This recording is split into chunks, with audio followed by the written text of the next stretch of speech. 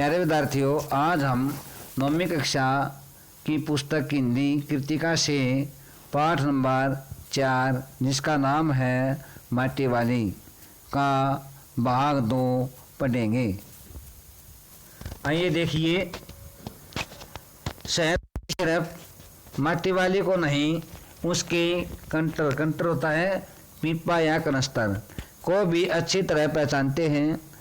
रद्दी कपड़े को मोड़कर बनाए गए एक गोल डिल्ले के ऊपर लाल चिकनी मिट्टी से चुनबुन भरा कनस्तर टिका रहता है। टिल्ले होता है जो वजन उठाने के लिए सिर के ऊपर एक कपड़े का कोई गद्दी टाइप सी बनाया जाता है। उसके ऊपर किसी ने कभी कोई ढक्कन लगा हुआ नहीं देखा। कनस्तर के ऊपर, उस पीपे के ऊपर जिसमें वो मिट्टी लेकर आती थी, उसके ऊपर कोई ढक्कन नहीं दिखाई दिया। अपने कंटर को इस्तेमाल में लाने से पहले वह उसके ऊपरी ढक्कन को काट कर निकाल फेंकती है। ढक्कन के न रहने पर कंटर के अंदर मिट्टी भरने और फिर उसे खाली करने में आसानी रहती है। उसके कंटर को ज़मीन पर रखते रखते सामने के घर से 9-10 साल की एक छोटी लड़की कामिनी दौड़ती हुई, ये नाम है, दौड़ती हुई वहाँ पहुँची और उसके सामने खड़ी हो गई।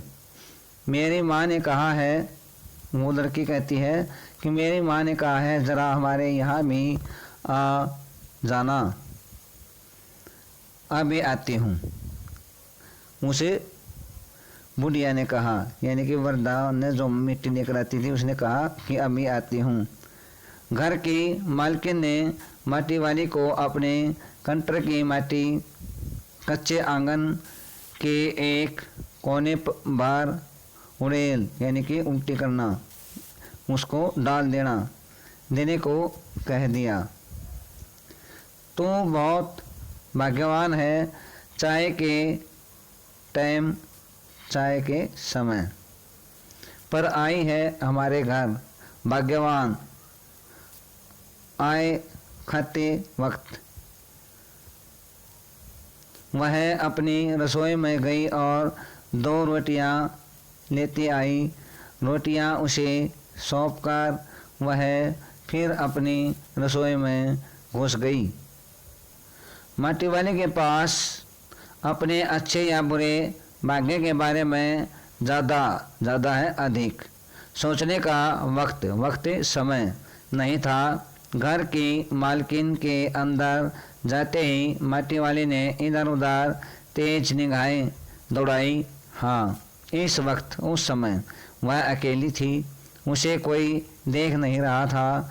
उसने फौरन जल्दी सी घर ही अपने सिर पर धरे डिल्ले, यानी कि वो जो गद्दी जिसके ऊपर वो कंटर रखती थी या कनस्तर, मिट्टी कनस्तर रखती थी, के कपड़े के मोड़ों को हड़बड़ी में एक झटके में खोला और उसे सीधा कर दिया।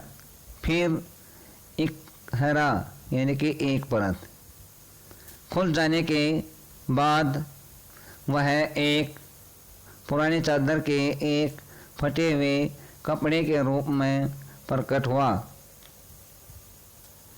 प्यारे विद्यार्थियों, गौर करिए, जो आज पाठ पढ़ाया गया है उसको ध्यान से पढ़ें और उसके नीचे 2 प्रश्न उत्तर सहित दिए गए हैं। इन दोनों प्रश्नों